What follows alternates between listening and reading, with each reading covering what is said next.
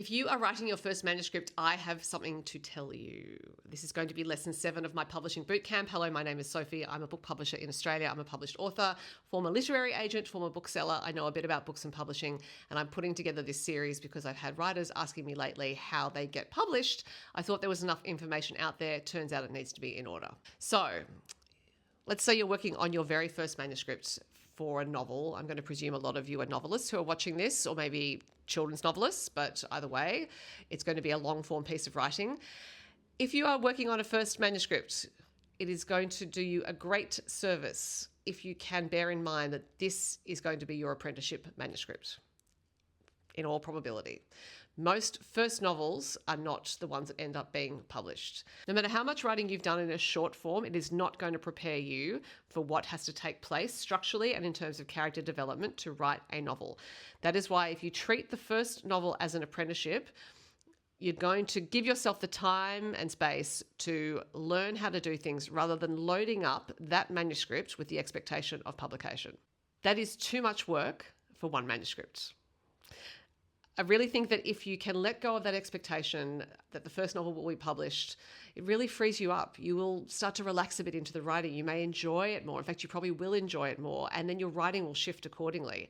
And you may well end up with a story that you're much happier with than if you had been writing it thinking, got to get this published. I have met quite a few writers who have written the one manuscript, and they have loaded up this poor manuscript with the hopes and dreams and expectations of getting published. And they are dismayed at the idea that the manuscript may not get published because their whole belief is that they've put all this time into it and therefore it should get published. Otherwise, they've wasted their time. If you're a writer and you love writing and it's just what you do, then why would you put all that pressure on that one manuscript? And why would you also have the expectation that just the one manuscript is going to get published? You would be thinking, no, I have more stories to tell. I'm going to keep writing. It doesn't matter if this one doesn't get published. Well, it does matter. But in the scheme of things, this is the long game. So you write one manuscript, you treat it as an apprenticeship, you move on to the next one, you treat that as a bit of an apprenticeship.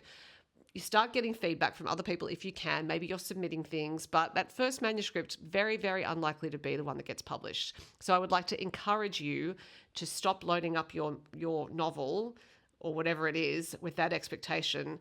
Just try it as an experiment. Sit there and think, this one's not going to get published. See what happens. You may enjoy it a lot more than you think. And if you discover that you are only writing because you want to get published, I think you need to sit with that and work out whether you want to continue, because you are setting yourself up for great disappointment if that is the only reason for writing. Anyway, let me know if you have any questions. Bye.